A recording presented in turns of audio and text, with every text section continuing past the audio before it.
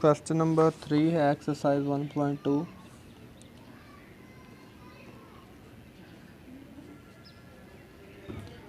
इसमें भी मैट्रिक्स जो है उनकी पहचान करनी है कि वो कौन से हैं। क्वेश्चन नंबर 3 ये क्या है, नीचे दिए हुए कॉलमों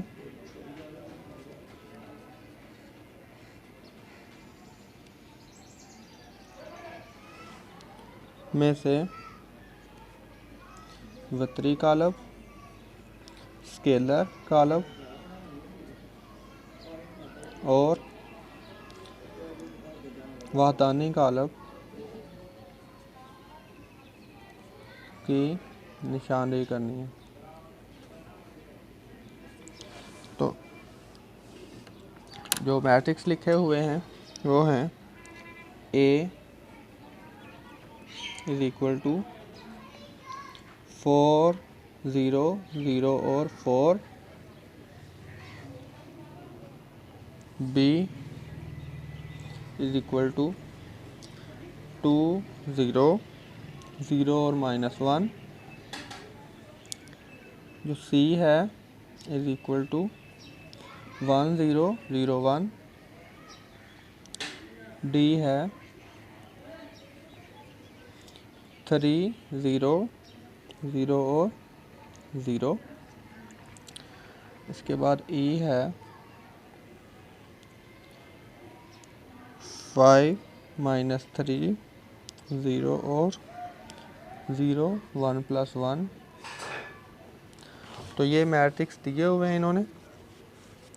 आप देखें कि जो स्केलर मैट्रिक्स हैं, स्केलर मैट्रिक्स उसको कहते हैं जिसके जो डायगोनल होता है, वितर होता है, उसके ऊपर कोई ना कोई नंबर्स हों और सेम हो। जैसे ये है, इसमें देखें ये 4 और 4 है, ये इस वितर के ऊपर 4 और 4 आ रहे हैं, तो ये सेम है, तो ऐसा स्केलर होता है। तो स्केलर कॉलम कौन से हैं? A and E। ये जो है देखें 5 में से 3 गए 2 और 1 और 1 2, तो ये 2 2 इस पे आएगा। तो A एंड E जो हैं वो स्केलर हैं। इसके बाद जो वितरी हैं,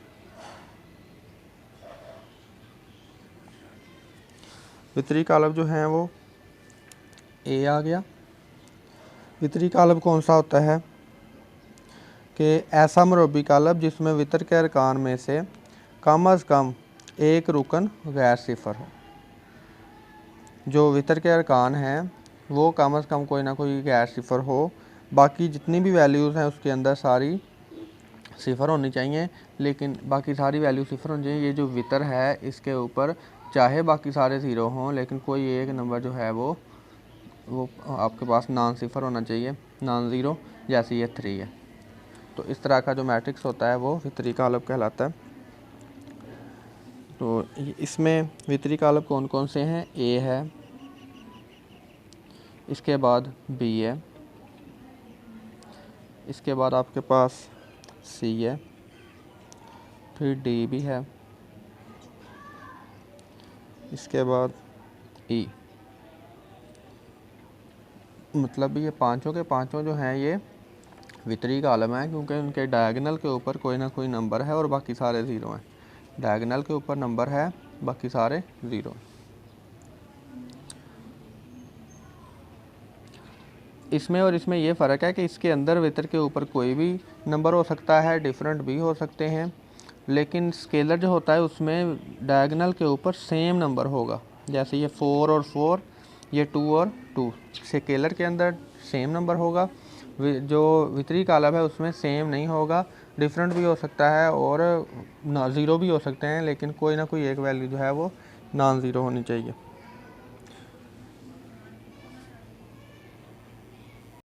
क्वेश्चन नंबर 4 है, दिए हुए A B C D और E जो हैं कॉलम, इनके मनफी कॉलम मालूम करने हैं। तो कॉलम A जो है वो है A इज़ इक्वल टू 1 0 -1। इसका मनफी कॉलम क्या होगा? -A column. तो इसको अंदर माइनस से मल्टीप्लाई कर दें, यानी कि जो भी एलिमेंट्स हैं उनकी जो अलामतें हैं वो चेंज हो जाएंगी। 1 है तो -1 हो जाएगा, 0 तो 0 हो जाएगा। -1 है तो +1 हो जाएगा। इसके बाद बी मैट्रिक्स है, B = 3 -1 2 1, तो इसका -b यानी कि मनफी कालब जो है वो क्या बनेगा, +3 है तो -3 होगा, -1 है तो +1 होगा, 2 है तो -2 होगा और 1 है तो -1 होगा। तो ये कालब B जो है उसका मनफी कालब जो है B वो ये बनेगा -3 1 -2 और -1। इसी तरह कालब C है, इसका मनफी कालब क्या बनेगा, प्लस का 2 है, प्लस का 6 है, प्लस का 3 है, प्लस का 2 है, तो सारे चेंज हो जाएंगे, -2 -6 -3 -2। इसी तरह ये मैट्रिक्स है D = -3 2 -3 था तो +3 हो गया, प्लस का 2 है तो माइनस का 2 हो गया, माइनस का 4 है तो प्लस का 4 हो गया, 5 प्लस का है तो माइनस का 5 हो गया। तो ये जो है ये मैट्रिक्स D था, इसका मनफी जो कालब है यानी कि -D वो ये बनेगा, सिर्फ अलामतें चेंज होंगी नंबर्स की। क्वेश्चन नंबर जो इसका E है,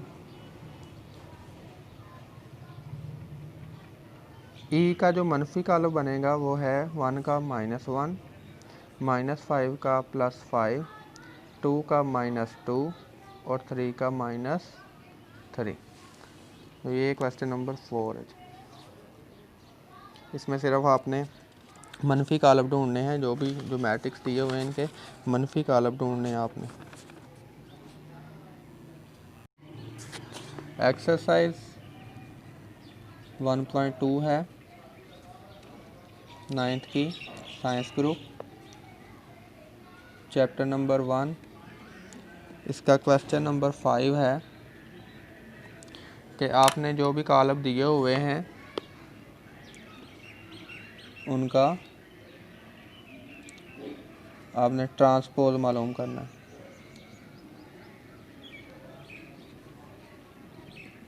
कालब का ट्रांसपोज, किसी कालब का ट्रांसपोज क्या होता है कि फ़र्ज़ करें आपके पास एक कालब है जिसमें नंबर्स हैं A B C और D, ये 2/2 का कोई भी मैट्रिक्स है आपके, तो इसका जो ट्रांसपोज होगा वो क्या होगा, A ट्रांसपोज, A के ऊपर छोटा t लिखेंगे, A ट्रांसपोज = इसमें आपने एक काम करना है, या तो आपने जो नंबर ऑफ़ रोज़ हैं उनको आपने नंबर ऑफ़ कॉलम बना देना है, ए बी रो थी ना तो ए बी को कॉलम बना दिया, सी डी रो थी तो सी डी को इस तरह कॉलम में लिख दिया। या तो आप रो को कॉलम बना दें या कॉलम को रो बना दें, एक ही बात है। जैसे ये देखें ए सी कॉलम है, इसको रो बना दिया तो ये ए सी रो बन गई, बी डी कॉलम है तो बी डी को रो बना दिया। या तो आपने रो को कॉलम बना देना है या फिर आपने कॉलम को रो बना देना है, तो ये ट्रांसपोज होता है। तो अभी हम यही क्वेश्चन करेंगे। इसमें जो 5th है, A =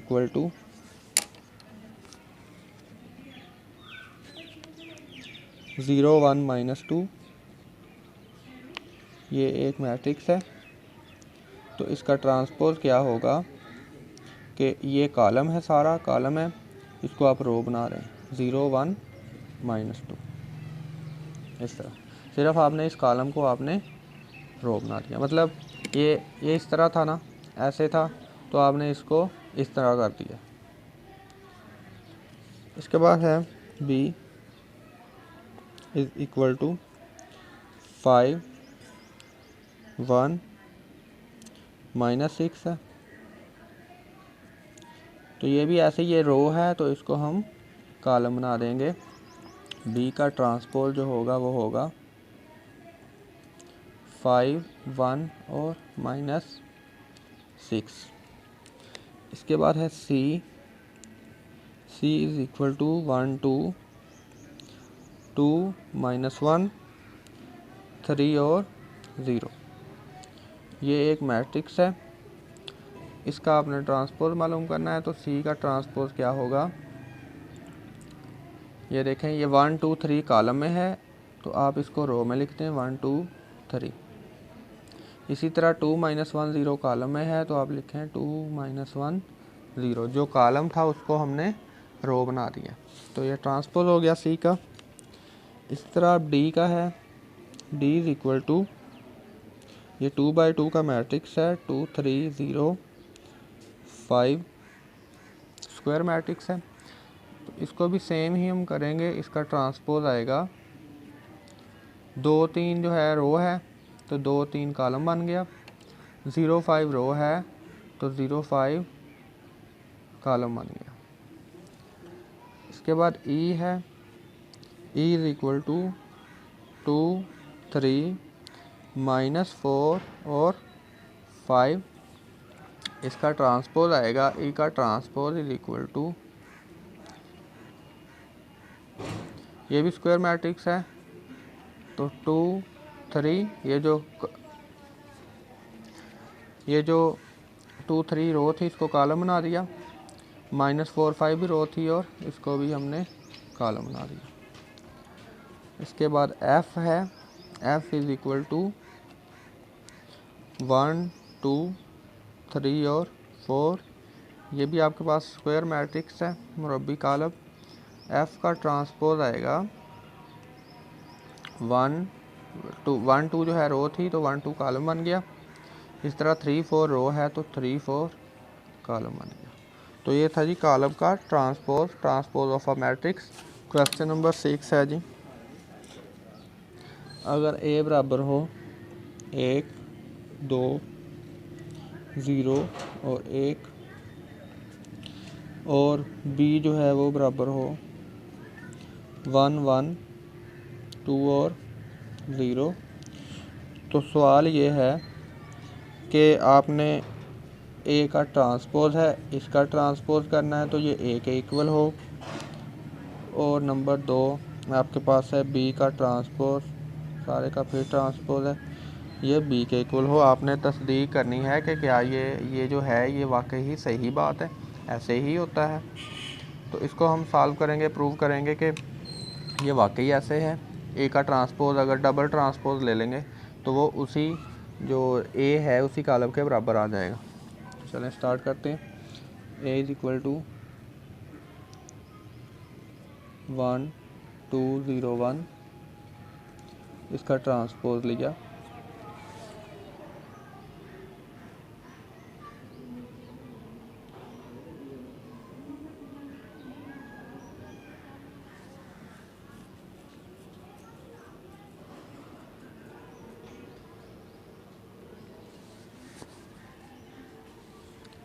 ए का ट्रांसपोज लिया, ये आ गया 1, ये रो को आपने कॉलम बनाना है, 1 2 बन गया, और ये रो 0 1 है, इसको आपने कॉलम बनाना है। ये देखें ए का जब डबल ट्रांसपोज लिया तो इज इक्वल टू 1 2 0 1, ये तो वही आ गया 1 2 0 1, यानी कि ए ही आ गया, तो ये ए के इक्वल आ गया। हमारे पास आ गया है ए का double transpose is equal to A, तो ये प्रूव हो गई बात। इसी तरह हम सेकंड करेंगे बी इज इक्वल टू 1 1 2 0,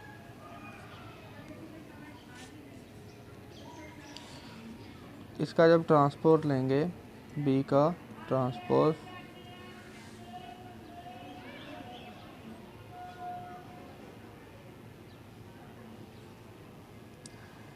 इसका जब ट्रांसपोज लेंगे बी का ट्रांसपोज इज इक्वल टू 1 1 जो है ये रो है, तो इसको हम कॉलम बना देंगे, 1 1 कॉलम बन गया।